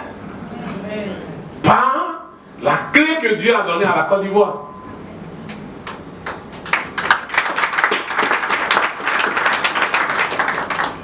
Nous avons travaillé et aujourd'hui il y a l'équilibre vraiment sur cette question. Nous avons remporté la victoire. C'était le combat de la Côte d'Ivoire. Et Dieu nous a fait voir venir les choses. Vous savez, après 70 ans, pour la première fois, c'est un noir africain qui est devenu président mondial. Je vous parlais tout à l'heure, dans ce qu'il veut que je partage avec vous, de qui il s'agit et quelle est la place de la Côte d'Ivoire dans ce choix de Dieu. La Côte d'Ivoire compte, mes chers amis, au terme de mon mandat en tant que président national, la Côte d'Ivoire compte sur l'échiquier mondial dans le plus vaste réseau d'hommes d'affaires chrétiens dans le monde. Nous sommes avec notre drapeau orange blanc vert, c'est le conseil, madame la conseillère municipale, avec notre habit orange blanc vert. C'est extraordinaire de voir que 160 pays sont unis et la Côte d'Ivoire est parmi les premiers officiers. La Côte d'Ivoire donc a été honorée et continue d'occuper. Aujourd'hui, avec les derniers renouvellements, nous sommes aujourd'hui non seulement vice-président international de région, mais nous avons intégré le Conseil consultatif mondial. Et nous sommes tous membres du Conseil d'administration mondial. C'est beaucoup pour un pays qui a très peu de membres comparé à des pays qui, à eux seuls, ont 3000 chapitres. Mais comment se fait-il que Dieu, avec ce petit nombre que la Côte d'Ivoire est, nous place à un tel niveau? C'est grâce à vous que notre zèle et notre consécration a été montrée au monde. C'est vous qui êtes là. Les hommes faibles qui ont soutenu un homme faible. Mon mandat n'a pas été un mandat de fort, c'est un mandat de faible qui a laissé Dieu glorifier sa puissance. Et là-dessus, je voudrais saisir cette opportunité pour dire merci à tous ceux qui, à un moment ou un autre, étaient là pour nous permettre de continuer la route et de faire cette route. Notre ambition pour notre pays, c'était de recruter une nouvelle génération de jeunes cadres qui créent vraiment Dieu, pour l'avoir expérimenté. Non pas pour avoir fait le choix littéraire, intellectuel de ce Dieu, mais des gens qui, pour l'ayant expérimenté, c'est-à-dire leur esprit a reçu la révélation par l'Esprit de Dieu et quelque chose se passait en eux et cela déborde aujourd'hui. Cela veut traduire quelque chose dans leur travail. Il veut traduire quelque chose dans leur relation. Il veut traduire quelque chose dans leur famille. Il veut traduire quelque chose dans leur transformation de vie. On est à la recherche de ce modèle de cadre, des travailleurs. Ils sont là ce matin. Ils sont là ce matin. Tu peux apercevoir des informaticiens de haut rang, jeunes, entièrement convertis, capables de... Moi, au fond respect, c'est compliqué parce qu'on a non seulement des gens qui ont fait l'expérience de la transformation avec Dieu, capables d'impacter au cours de l'union publique ou dans une relation personnelle. Nous étions à la recherche, vous vous souvenez? Le terrain est favorable. Le cadre est tout tracé. Nous osons croire que Dieu qui est allé vous chercher vous qualifiera et vous mènerez la mission dont il vous a investi personnellement, parce que l'appel est d'abord personnel avant d'être collectif. Si mes vœux sont achevés, alors il n'y a plus d'espérance. Donc mon vœu, c'est que cette semence qui a porté du fruit, vous fassiez en sorte qu'un donne 100, qu'un autre donne 1000, qu'un autre donne 5000. Et qu'au jour du bilan, lorsqu'on parlera du nouveau président national, on se réjouisse qu'il est venu sur un terrain qui a été préparé. Paul a semé, qui a arrosé, qui a fait pousser. Et c'est ça qui est extraordinaire dans la démarche chrétienne. Aussi longtemps que cela s'éloignera de nous, nous serons dans une perpétuelle insatisfaction. Et quand nous comprenons notre part à faire et quand l'heure arrive pour l'avoir fait, nous devenons un homme heureux. Sur ce, je réitère encore tous mes remerciements et ma prière est que demain soit plus grand. Si vous naissez, vous dirigez des gens et qu'à l'heure ils ne sont pas plus grands que vous, c'est que vous êtes un sorcier. Oui, oui, ce que Dieu veut, c'est que ceux qui vous remplacent soient toujours plus grands que vous. Que le ministère, le mandat de président Kadu et son épouse soit plus grand. Je réponds à des gens qui ont dit, si Alia n'est pas là, la communauté est morte, c'est pas vrai. Des gens n'ont jamais envisagé depuis 15 ans que je pourrais partir un jour. Tout à l'heure, je me dirais, qu'est-ce qui s'est passé? Dieu n'a que fait les hommes. Il est Dieu. Vous allez voir et nous prions. Le temps d'une nouvelle saison a commencé. Vous verrez ce que Dieu est capable de faire. Il a suscité l'homme qu'il faut. Le cadre, l'environnement est tout planté. Dieu travaillera, il relèvera le défi avec des mains faibles. Je donne gloire à son nom. Que Dieu vous bénisse. Merci, Président Alia, pour cette belle intervention. Je vais demander à la technique de nous positionner le deuxième élément, parce que tout à l'heure, le Président reviendra pour dire le mot du président international et il va enchaîner avec les supérieurs à l'ELS d'Abidjan. Il a été trésorier général dans sa communauté, donc c'est un homme qui s'y connaît en matière de gestion financière. Il est l'heureux époux de Dame Ida Kadio et père de 5 garçons et 2 filles. Au plan professionnel, il est professeur d'enseignement secondaire en physique-chimie, mais il est également fondateur d'établissements secondaires privés. Et il s'occupe de la gestion du chapitre Espérance du Guiglo et depuis quelques semaines, il est le tout nouveau président national. Merci de bien vouloir saluer celui que nous allons recevoir tout à l'heure, mais je ne suis pas celui qui va l'appeler. Je veux demander au directeur international, M. Aya Lucien, de revenir à ce pupitre pour apporter l'onction à celui que nous sommes venus accompagner. Sous vos ovations, s'il vous plaît.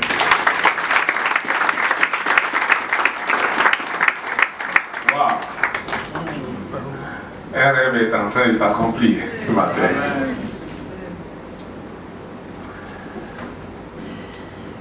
Merci bien.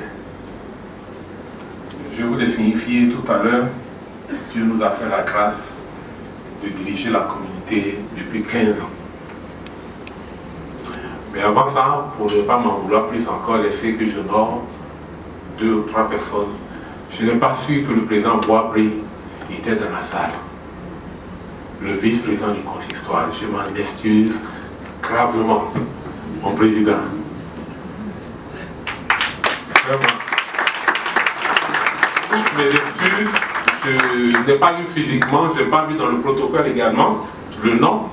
J'ai vérifié le nom ce matin pour une raison de protocole et je n'ai pas aperçu ton nom qui figurait. J'ai seulement vu que le président Boisbré et Boyon s'étaient excusés. Donc trouvez une place, s'il vous plaît, les membres qui sont, trouvez une place parce qu'on ne peut pas se permettre donc de placer. Nous devons honorer les autorités au milieu de nous. Je suis désolé, président, je vais changer de haut. vous allez changer de place, pour rapprocher du leadership chrétien national. Voici le leader, et non seulement il est le président d'une association de chrétiens, mais en plus il est vice-président du consistoire aujourd'hui. Merci d'être venu, chers frères, chers aînés. Merci beaucoup. Le président Marius aussi, je m'excuse, je l'ai vu de face, mais je ne sais pas comment est-ce que je n'ai pas reconnu. Donc le président Mwangui Bernard, qui est le président du CNPC, je m'attendais à lui, mais je ne l'ai pas vu, et donc je n'ai pas vraiment fait attention. Président, merci, tu as beaucoup de membres au sein de notre communauté, et on est vraiment très heureux que tu sois là. Merci, président. Je pense que lui, sa place, ça va, oui, c'est bon. Ouais, parce qu'on n'a pas mis l'eau heureusement, sinon je l'aurais déplacé encore. Merci, président, d'être venu. Et s'il y a quelqu'un comme ça, signalez-moi, parce que les hommes de Dieu, dès qu'ils sont au milieu de nous, il faut impérativement les honorer. Je vous en supplie, c'est un héritage qu'il faut perpétuer. Quand un homme de Dieu ou bien une autorité politique au milieu de nous, il faut l'honorer impérativement. C'est clair chez nous. Merci beaucoup. Ceci dit, ça fait 15 ans que nous sommes à la tête, à la direction de la communauté des hommes d'affaires du plein évangile. Je vous ai dit toutes les grâces que Dieu nous a faites. On a pu faire le tour du monde dans le travail, dans la mission. On a rencontré des gens de différents niveaux.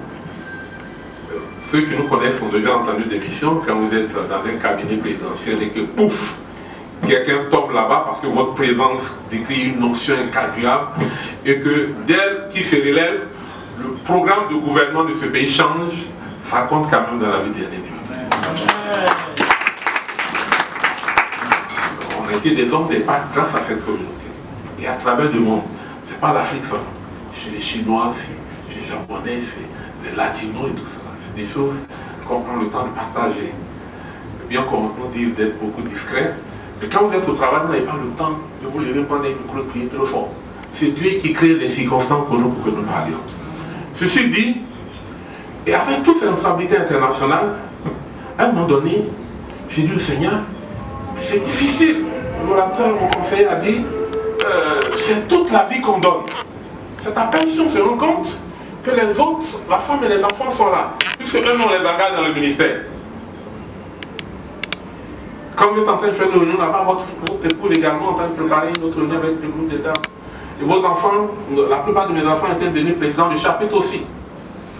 Alors finalement, je dis, Seigneur, qu'est-ce qu'on va faire? Qu'est-ce qu'on peut laisser? En tant que bon leader, à un moment donné, laisser quelque chose, un peu comme si on est en train de lâcher quelque chose. Si ce n'est pas la volonté de Dieu, on craint de mal faire. Et surtout quand vous écoutez les gens, ah non, ton mandat n'est pas terminé, et tu dois encore faire des déclarations, mais qui va te remplacer? Vous voyez, c'est un combat. Jusqu'à ce que nous arrivions à un moment où nous accordions beaucoup de temps à la prière pour que Dieu, si nous devons partir de là, alors qu'il s'implique dans notre décision.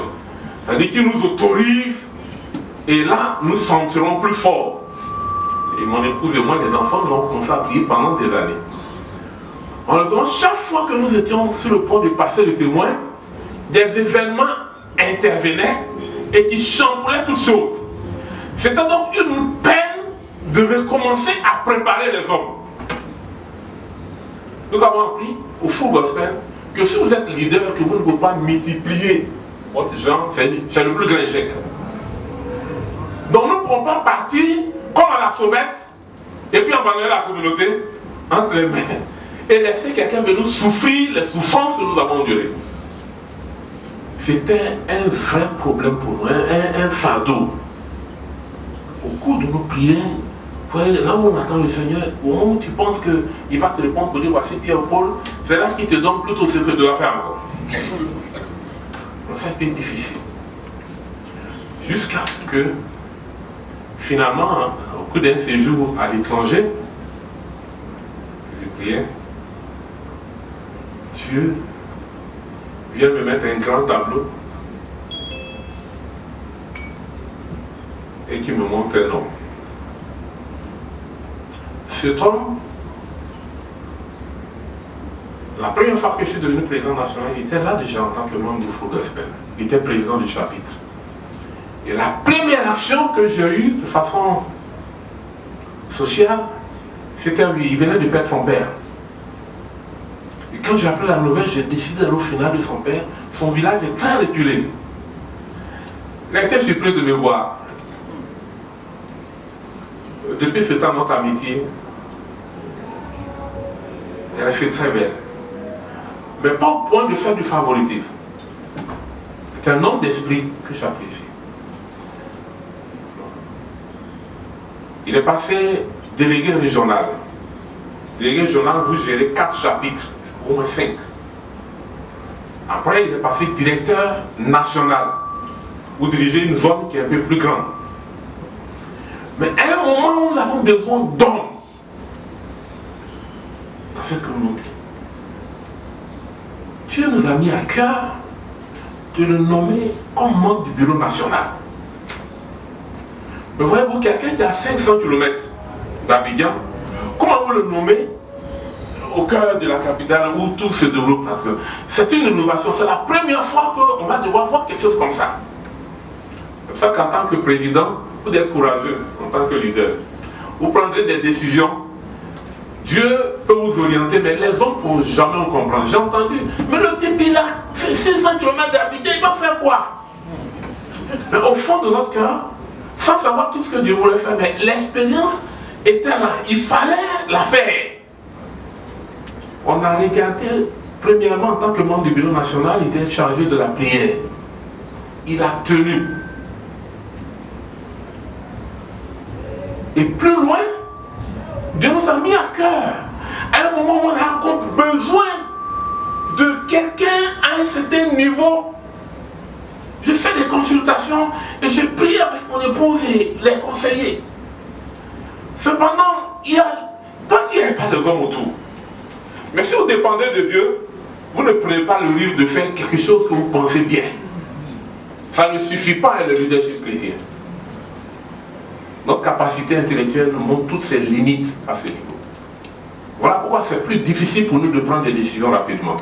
Même quand nous-mêmes nous sommes convaincus d'une chose, il faut l'approbation du maître du chant. Nous ne nous appartenons pas. Jusqu'à ce que nous acceptions, nous comprenions, nous avons besoin d'un vice-président. Comment vous nommez un vice-président national? Quelqu'un qui est à 600 km d'Abidjan. Et ce qui est plus grave, vous-même, vous êtes très souvent parti. Je fais peut-être la moitié de l'année en Côte d'Ivoire pratiquement, souvent moins, et plus souvent plus.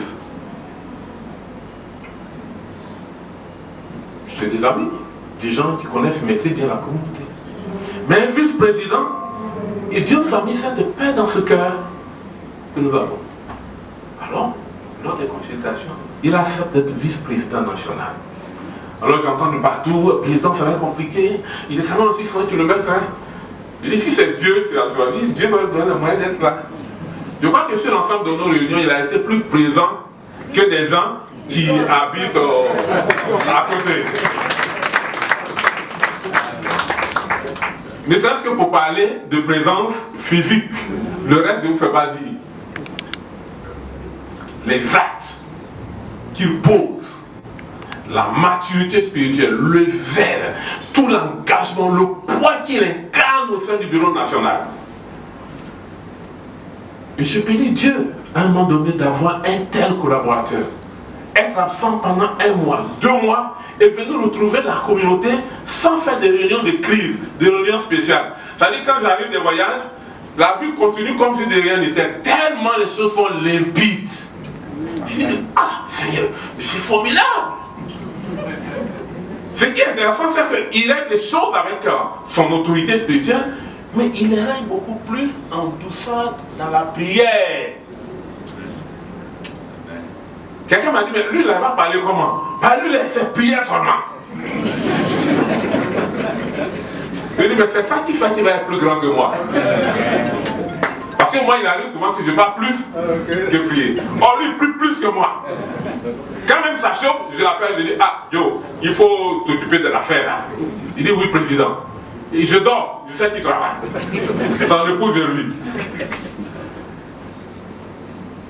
Quelqu'un a fui ici parce qu'on a dit, quand il n'est pas là, c'est lui qui prend les charges, donc il reçoit des attaques.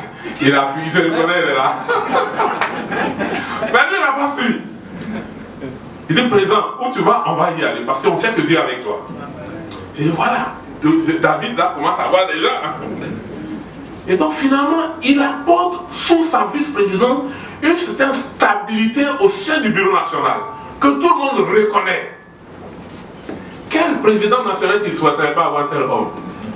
Mais au moment où je pense, à partir, je ne peux pas me permettre, sur ce simple jugement-là, de dire c'est lui qui est président. Je vous ai dit que c'est plus grand que ça. Aussi, il concerne la position que chacun doit occuper, c'est la chose de Dieu. Et finalement, à l'étranger, Dieu se révèle à moi dans un tableau très clair. Et puis il me dit, voici mon serviteur, je l'ai trouvé fidèle. Le message était très clair. Il y avait un homme fidèle. Et quand je reviens à moi-même, il dit, tu cherchais un homme, c'est lui que je te donne. J'appelle ma femme. Donc du coup, on fait la fête. Enfin, Dieu nous a exaucés. Il nous a envoyé quelqu'un. Mais comme ce monsieur est tellement humble, est-ce qu'il va vraiment accepter la proposition de Dieu? On prend le temps, on prie. Le consul c'était un peu fort dans le secret, mais on prie. Pour que Dieu touche son cœur, lui, son épouse. Parce que lui et sa femme, ils sont un. Il ne faut pas la femme va dire, ah, moi je n'ai pas reçu ça, et puis je vais avoir des problèmes. Tellement tu vois que ton cœur, là, c'était. Quelqu'un est en train de prier. Alors quand je reviens de mission, je demande au secrétaire national, qui est vice-président aujourd'hui, que Dieu bénisse ta famille sur Club Ali. Il est là. Un grand soutien que tout le monde aimerait avoir comme premier collaborateur aussi. Et donc, je dis, écoute, prends une mission à 600 km d'Abidjan, parce que j'ai quelque chose dans le cœur. Je vais aller vérifier. Et donc, si vous avez entendu que le président va à Diclo pour des missions, il y avait une mission dans mission. J'arrive, il m'accueille, un de ses accueils à un fanfare. Il aime honorer son chef. Il met fanfare, les autorités de la ville sont préfet, monsieur, tout le monde. Et je peux voir dans la ville l'impact qu'il dégage sur les médecins, les autorités préfectorales, les gens des impôts, des machins, tout. Mais il y a un tel impact même sur les pasteurs de la ville. Toutes les portes me sont ouvertes. J'ai successivement voyagé là-bas 2 ou 3 fois. J'étais en train de confirmer des choses. Donc la dernière fois que je vais, trouve-moi ton épouse, à l'hôtel, on doit diffuser quelque chose. Et j'étais à mon épouse exprès. Quand on prie, on a fait de prier, on va parler des affaires de Dieu. Je leur ai dit, attachez vos ceintures, on va parler des affaires de Dieu maintenant. Je vous assure, quand je déballe le colis, je suis aussi surpris, mais je ne suis pas étonné. Dieu parle. Quand Dieu te parle, l'erreur des leaders, c'est qu'ils pensent que ça est ce que Dieu parle. C'est faux, hein? Ce qui se passe là, quelqu'un a vu quelque chose de là que moi je n'ai pas vu. Parce que dans la deuxième phase de l'Église du Nouveau Testament, Dieu établit des relations personnelles avec les gens, peu importe leur position. C'est ce qui est vrai. Nous établissons comme leaders, nous avons confié des missions pour que nous puissions. Nous sommes des gens qui font des routes, mais dans sa définition personnelle, Dieu est avec des individus. Et c'est là que monsieur et madame Cadio, on va découvrir que eux-mêmes, Dieu s'est révélé à eux.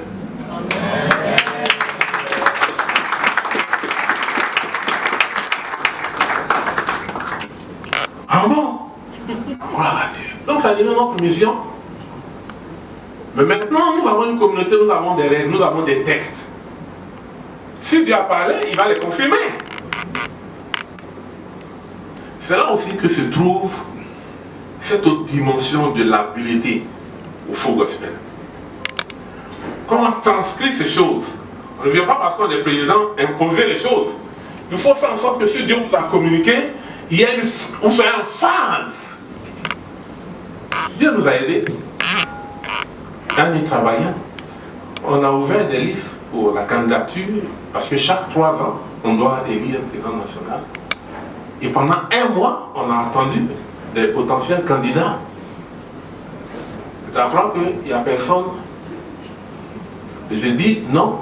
Et le dernier jour, avant la fermeture de la date du candidat, je convoque mon bureau national pour dire écoute, on ne va pas rester là. Pour faire quelque chose, je sais ce qu'il y a dans la tête. Je vois Dieu. Mais le bureau national doit présenter un candidat. Dans cette salle-là, quand tout le monde a fini d'être convaincu et a compris qu'à UA ne peut plus être candidat, toute la salle est d'accord que ce soit M. Kadiou.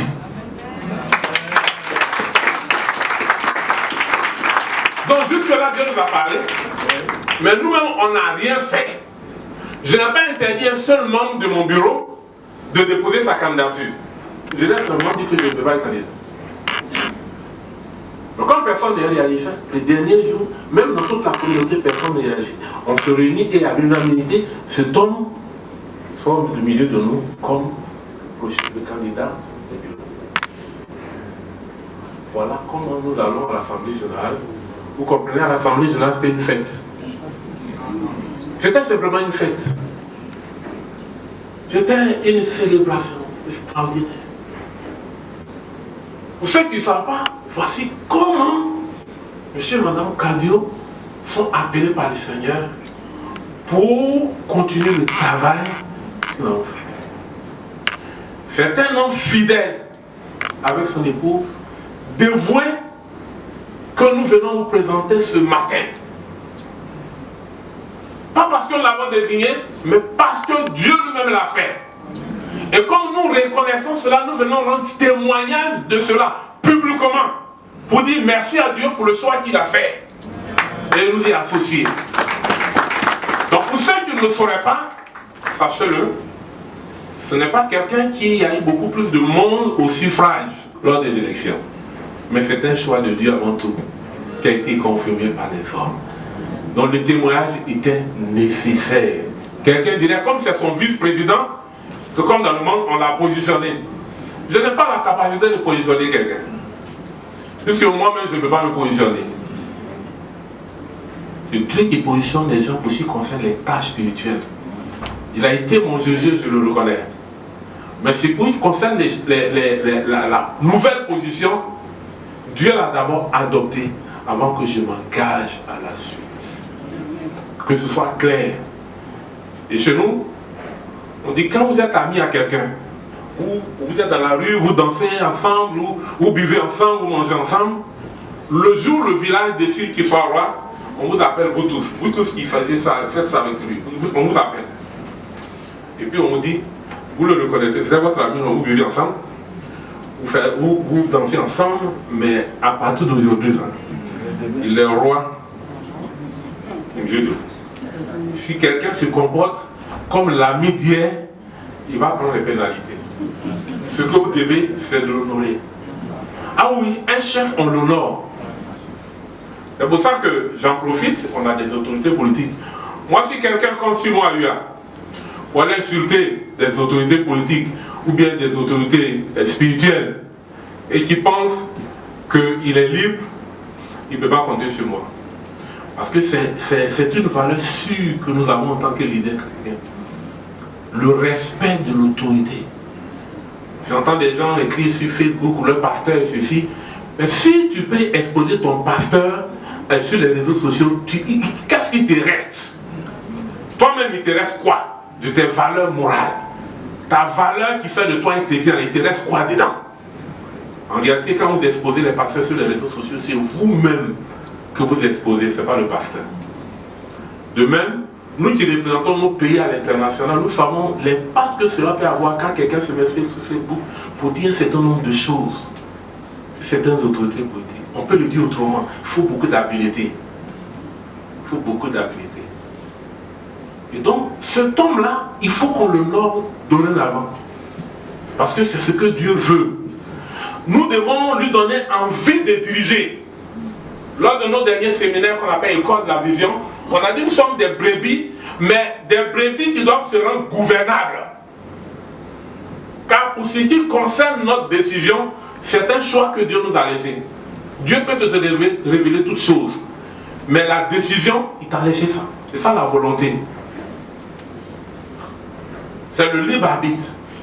Mais nous pouvons décider d'obéir à nos autorités, de les honorer. Et donc, ce matin, nous sommes là pour présenter à vous tous le témoignage de cet homme. La relation qu'il a eue avec Dieu. Le travail qu'il a accompli. Quand vous vous mariez, on appelle vos amis. On appelle votre famille. On appelle l'église. On appelle l'État qui est représenté par le maire. Pourquoi on appelle tout ce monde? C'est le témoignage. Vous êtes en train de dire à votre ami, désormais, je suis uni avec quelqu'un, je fais même chair. Jusqu'à ce que la mort nous sépare. On appelle l'État, on appelle les amis, on appelle les parents. Et puis les gens du peuple, tout le monde vient. C'est là qu'on prend cet engagement. Malheureusement, aujourd'hui, nos parents n'ont plus de valeur. Des gens peuvent dire quelque chose aujourd'hui devant tout ce monde, les amis, l'État, l'église, c'est-à-dire le pasteur vient. Dieu lui-même vient avec ses anges. Et puis demain, il dit, mais comme je n'aime plus, c'est quoi? Je n'aime plus. C'est le monde en train de se décristalliser, c'est-à-dire ce qui était un diamant là, c'est en train de s'effriter. Prenons-en conscience. Ici, c'est différent.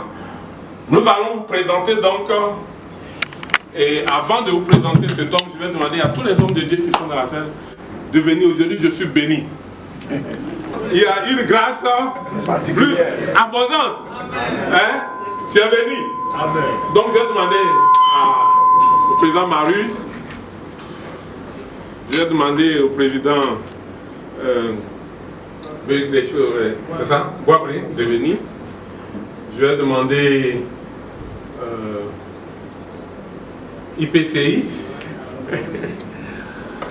Et puis nous avons l'homme qui était secrétaire à l'intercession, chargé de l'intercession au Fonds Gospel Bureau National, sous le président Benoît là. Il est passé aujourd'hui à mon coupon, il va se lever aussi. Il va venir. L'apôtre Taillé va venir. Je vais demander, comme on n'a pas assez de place, tous les hommes de Dieu qui sont dans la salle, il faut tenir debout parce qu'on va faire quelque chose de très important. Alors, nous sommes vraiment bénis. Donc, vous voyez, l'église est là, l'État vit ton cœur. Ce que vous avez sémé à la maison dans le secret, là, c'est sorti. On ne peut plus cacher. Donc, on vient vous présenter pour que la nation, le monde entier, le découvre. Hier, il devait diriger la réunion des leaders africains. Je leur ai dit, je demande pardon. J'étais en ligne. Tous les leaders africains devaient se réunir, c'est lui qui devait diriger la réunion hier. Ça va vite. Et le président mondial l'appelle déjà personnellement. Ça va vite. Oui. Et nous allons peut-être le soir l'appel du président mondial. Et dans les 2 jours qu'il a été élu, quand vous rentrez sur le programme mondial du Fonds Gospel, il était déjà tout de suite président national Côte d'Ivoire, Grand Quadio. On n'avait même pas encore investi. Donc c'est pour vous. Dieu l'avait investi. Dieu l'a investi déjà. Pour dire que c'est un homme de grâce. Donc ce soir, avec regardez à ta gauche, Madame Riada Bogo, regardez à votre droite, regardez derrière. C'est des images que je veux que vous preniez. Quand vous serez découragé, quand vous sentirez abandonné, souvenez-vous que tout ce monde était là et ils ont encore le regard sur vous et vous voient comme un modèle. Le vautour est l'animal qui a la capacité de s'asseoir sur le dos de l'aigle. C'est le seul, le vautour. Vous savez, c'est un animal impur, non? Mais l'aigle ne fait jamais pareil le vautour. Vous savez ce qu'il fait? Quand il voit que le vautour arrive, il se met en altitude Parce que l'aigle est l'oiseau qui peut voler le plus haut possible. Mais le vautour ne peut pas arriver là où il arrive. Donc, quand il voit que le vautour est en train de tourner,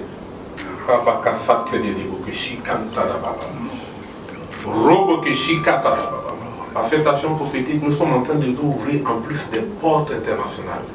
On va avoir le deuxième avion au niveau international. C'est-à-dire que ce couple vienne également dans le grand groupe international, des gens qui prennent la parole au nom de la communauté mondiale, de sorte que la Côte d'Ivoire soit enrichie. Vous voyez, on ne parlera plus d'AUA, parce qu'à un moment donné, on a eu le sentiment dans cette communauté que tout c'était AUA. Je ne dis pas parce que je suis humble, mais je veux qu'en le faisant, tout le monde sache que Dieu est grand, il est tellement puissant qu'il peut utiliser d'autres personnes un peu puissamment qu'AUA. Et ça, ce ne serait pas pour l'homme. C'est pour que Dieu montre ça. Parce qu'il y a des gens qui me disent non, c'est parce qu'AUA parle bien, ou bien AUA, c'est parce qu'il connaît un tel. Mais Dieu va prendre des gens comme Cardio qui ne connaissent personne aujourd'hui. Il va les positionner à un niveau international. Et comme ça, les gens ne diront pas que c'était comme ça, là, c'est AUA, là, c'est la chance, c'est la vie. Les gens vont comprendre que c'est Dieu qui travaille avec des gens qui sont intègres. Il les choisit, il fait ce qu'il veut faire. Et donc, cette action prophétique, là, c'est ça que nous sommes en train de faire. Ouais. Et donc, là où je vais échouer, au niveau national, que vous ne jouez plus jamais là. Là où j'ai titubé au niveau international, que vous ne titubez plus jamais là. Quand vous allez arriver, que vous ne gagnez pas cet héritage, que je prise au nom de Jésus-Christ.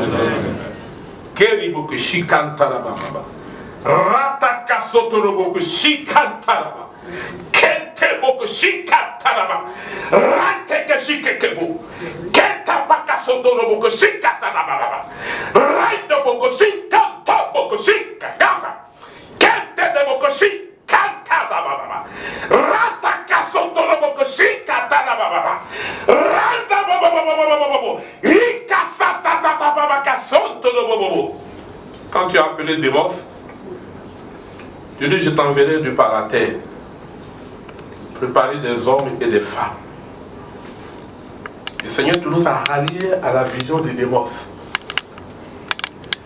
Nous, ce grand homme que nous sommes à travers le monde entier, nous sommes soumis à toi. Dès l'instant où nous t'avons reconnu comme l'auteur, le créateur de cette noble communauté. Tu nous as donné des capacités surnaturelles. Tu as béni nos vies familiales. Que tu rachètes ces faiblesses. Tu as pris nos faiblesses sur toi pour nous rendre forts. Rachète leurs faiblesses financières. Rachète leurs faiblesses relationnelles. Rachète tout ce qui est des faiblesses. Et donne-leur ta force et ton abondance de grâce et de justice. Non, de Jésus. Remplis leur cruche. Et tous en les voyant, le monde du doigt comme cela a été le cas pour tes disciples. La Bible dit qu'il est vie. Il est reconnu tout. Il est reconnu comme les serviteurs du Dieu vivant. Qu'à partir d'aujourd'hui, en Côte d'Ivoire, en Afrique et dans le monde, que l'onction qui est sur eux révèle à tous ceux qui rencontreront que tu es avec eux. Qu'ils fassent la différence dans toutes les circonstances. Afin que les gens voient les gens faibles faire ces choses, disent que c'est certainement le doigt de Dieu.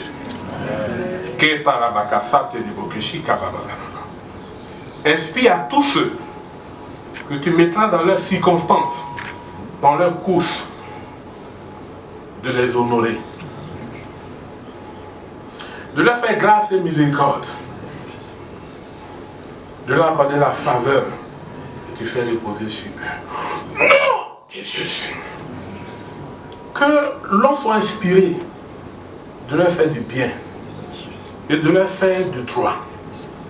Chaque fois qu'ils se présenteront pour ton œuvre, que l'on leur fasse droit. Que nul ne les méprise. Au contraire, Seigneur, qu'ils soient honorés. Non, dit Jésus. Là où leurs prédécesseurs avaient échoué, Ce qu'il n'avait pas pu accomplir, c'est faire les grâces de dépasser les limites. Non, et qu'il soit dit d'eux, ils étaient des hommes excellents, qui ont fait plus que Ahua. Non pas pour les hommes, mais que les gens reconnaissent que Dieu est puissant. Seigneur, ce soir, prions que l'onction de l'innovation qui repose sur le Full Gospel Businessman Fellowship International repose sur eux dès maintenant. Que le sang qui était sur Démon Chakarian, sur Richard Chakarian, sur Mario Garcia et maintenant Henri Ousso, Francis et Ousso, viennent sur eux. Et qu'ils fassent beau de les écouter et que leurs pieds soient beaux. Quand il est écrit, ils sont beaux, les pieds de ceux qui annoncent les bonnes nouvelles. Seigneur, c'est notre prière. Nous te bénissons car ils sont déclarés bénis. Plus personne ne pourra les maudire. C'est terminé. Et voici la gloire qui se lève sur eux. Voici la gloire qui se lève sur eux. Et nous acclamons le Seigneur.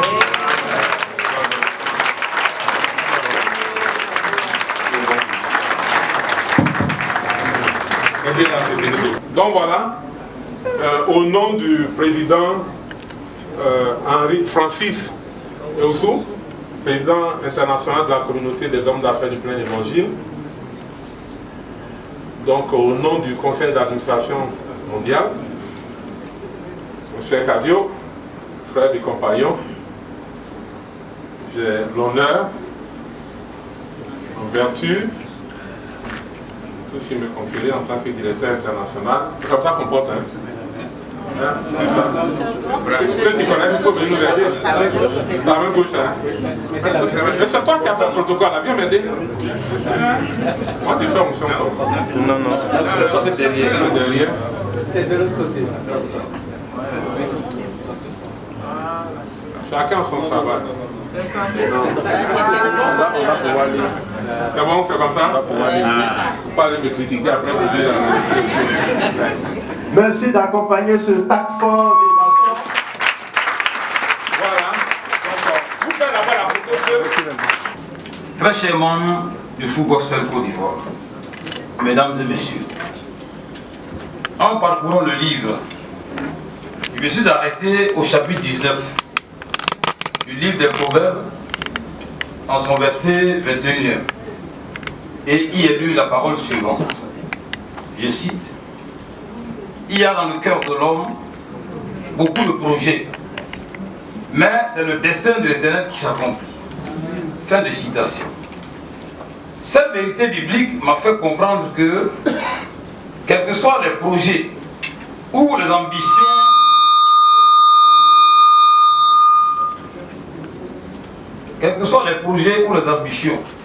que nous puissions avoir, s'ils ne cadrent pas avec la volonté de Dieu, leur réalisation n'est pas certaine.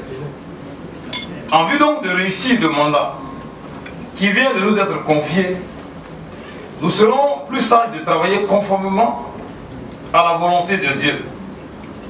Et qui connaît mieux la volonté de Dieu si ce n'est le Saint-Esprit? C'est pourquoi nous plaçons notre mandat sous le signe du réveil spirituel.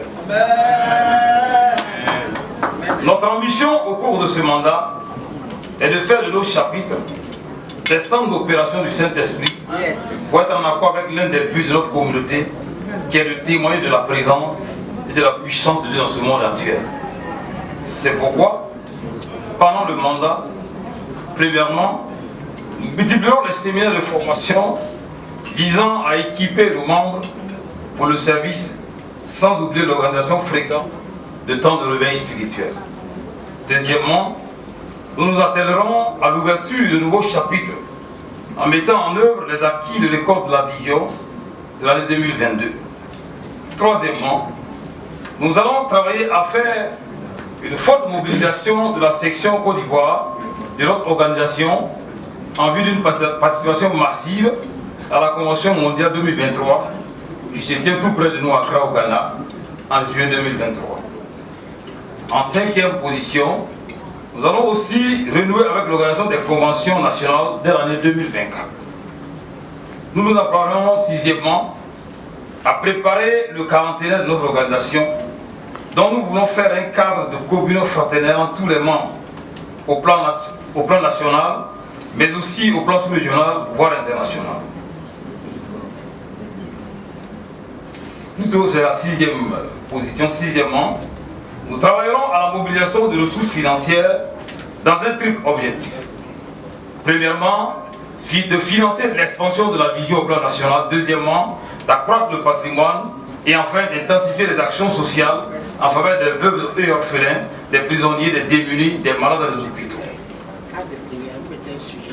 Pour terminer, en septième position,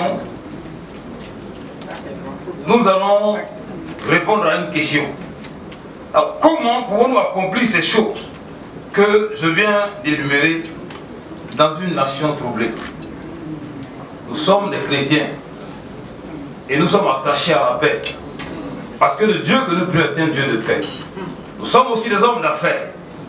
Et nous savons que sans la paix, on ne peut pas entreprendre. Aucune œuvre de développement ne peut se faire sans intensifier la prière en faveur de la nation.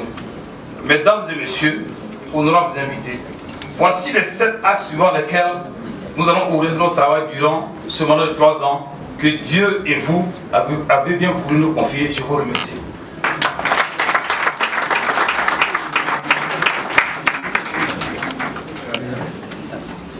Ovation nourrie pour ce tout premier discours du tout nouveau président national de la communauté. Il est officiel et nous voulons profiter de cet instant. Chargé de la convention. Ce matin, j'ai la lourde tâche de présenter la carte de prière. Alors la carte de prière, c'est un moment important dans notre communauté au cours duquel nous vous donnons des enveloppes. Et dans ces enveloppes-là, il y a un bout de papier. Un bout de papier. Alors, il vous a demandé de faire ceci. Premièrement, d'écrire sur ce bout de papier un sujet de prière qui vous tient à cœur. Un seul sujet de prière. Et soyez bref. Ne mettez pas votre nom ni votre numéro parce qu'il est totalement anonyme. Et il est sûr...